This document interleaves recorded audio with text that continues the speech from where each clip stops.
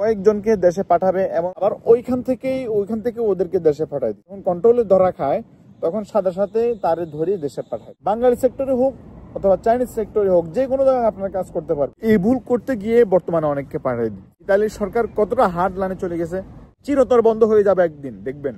এটা লিখে রাখেন, সাদা সৌজন্য হোক, হলুদ সৌজন্য হোক, এই সৌজন্য দিয়ে। আসসালামু আলাইকুম বন্ধুরা, সবাই কেমন আছেন? আশা করি ভালো আছেন, সুস্থ আছেন। ইতালিতে যারা অবৈধ আছেন, এখনো কাগজ হয় নাই, তাদের নিয়ে আজকে আলোচনা।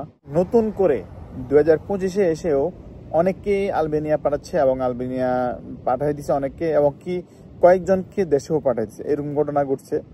আর কয়েকজনকে দেশে পাঠাবে এমনও কিছু ঘটনা আছে। এগুলা সারমর্ম আজকে আলোচনা করব। তবে অবশ্যই আলোচনা শুরু করার আগে আপনাদের কাছে অনুরোধ করব, আমার চ্যানেলের মধ্যে যারা নতুন তারা অবশ্যই চ্যানেলটি লাইক, কমেন্ট এবং সাবস্ক্রাইব করবেন।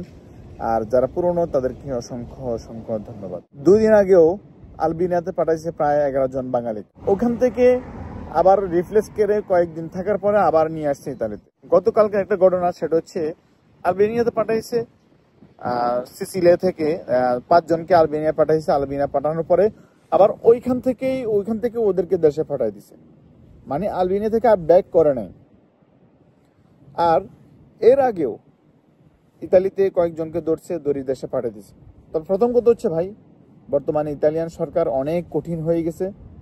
এই জন্য আমি আগেও বলছি আপনাদেরকে, যতটুকু সম্ভব ইতালিয়ান সরকার, যে সাধারণ দোষ যদি থাকে, এখন এক সময় দেখা যেত মানুষ বড় অপরাধ করা ছাড়া মানুষ দেশে পাঠাইতো না কাউকে, অবৈধ কাউকে। কিন্তু বর্তমানে সরকার খুব হার্ড লাইনে চলে গেছে, যার কারণে এখন সাধারণ অপরাধে দেশে পাঠাই দিতেছে।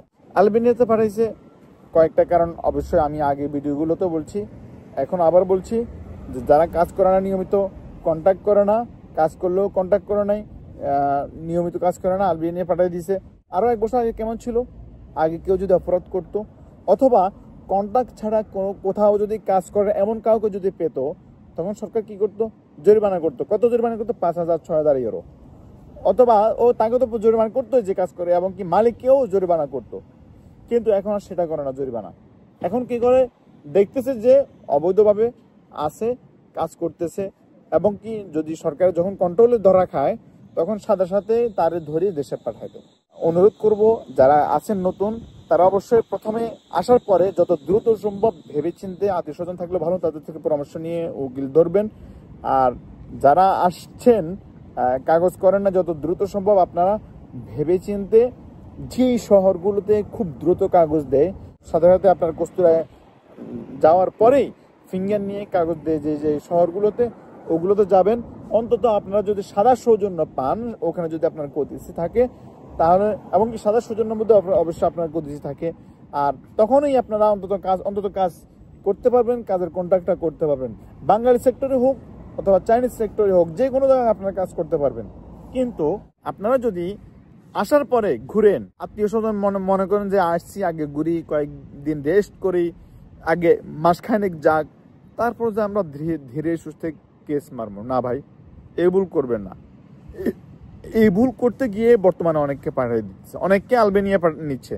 আলবেনিয়া থেকে আবার অনেকের ব্যাক করে, যদি তাদের উকিল মাধ্যমে কোনো হেল্প পায় তাদেরকে নিয়ে আসছে। কয়েকজনকে দেশে পাঠিয়ে আজকে 15-20 দিন হইতেছে এই মাসেও প্রায় 10 থেকে 15 জনকে দেশে পাঠিয়ে দিচ্ছে, বাংলাদেশে পাঠিয়ে দিচ্ছে। সাধারণ ভুলের কারণেই দেশে পাঠিয়ে দিয়ে দিচ্ছে। তাহলে এবার চিন্তা করে দেখেন ইতালির সরকার কতটা হার্ড লাইনে চলে গেছে। আর আপনারা যারা চিন্তা করতেছেন, অনেকেই আমি জানি, অনেকেই বিভিন্ন ফেসবুকে লেখালেখি দেখতেছি যে ইতালি এম্বাসি যেহেতু আমাদেরকে ভিসা দিচ্ছে না, বিএফএস থেকে যেহেতু আমরা ভিসা পাচ্ছি না, আমরা রোমানিয়া, ক্রোয়েশিয়া হয়ে আমরা ইতালি অথবা স্পেন, জার্মানি যাবো। ভাই, এ ভুল করবে না। কোথাও এখন সহজে ভিসা দেয় না। ইতালি তো এখন কঠিন হয়ে গেছে দিন দিন। ইতালিতে অবৈধ যারা আছে তাদেরকে অলরেডি ভিসা দেয় বন্ধ করে দিবে, চিরতর বন্ধ হয়ে যাবে একদিন, দেখবেন। এটা লিখে রাখেন। তো সুতরাং অবৈধ পথে আসার চিন্তা ভাবনা একদম নাকচ করে দেন। যারা এসে গেছেন যত দ্রুত সম্ভব আইনের আওতায় যান, কস্তুরা গিয়ে সেখানে আপনারা কেস মারেন। আর সবচেয়ে ভালো হবে আপনারা উকিল ধরবেন, উকিলের পরামর্শে কাজ করেন, তাহলে আপনারা অন্তত বাঁচতে পারবেন। না হলে এত কষ্ট করে, এত রিস্ক নিয়ে আপনারা আসছেন, আপনারা পরে ঝামেলা করবেন, পরে আফসোস করা ছাড়া কিছুই থাকবে না। তো এই জন্যই ভাই আপনাদের কাছে অনুরোধ, যারা আসছেন সাবধানে থাকবেন। আর আলবেনিয়াতে পাঠাইছে, এটা অনেকই প্রশ্ন, ভাই এটা সত্য, আলবেনিয়াতে এখনও পাঠাই দিচ্ছে, তবে সামনে থেকে আলবেনিয়াতে হয়তো কম পাঠাবে, তবে না পাঠাই এখন চিন্তা করতেছে সরকার ধরে ধরে দেশে পাঠাই দিবে, এই চিন্তা করতেছে।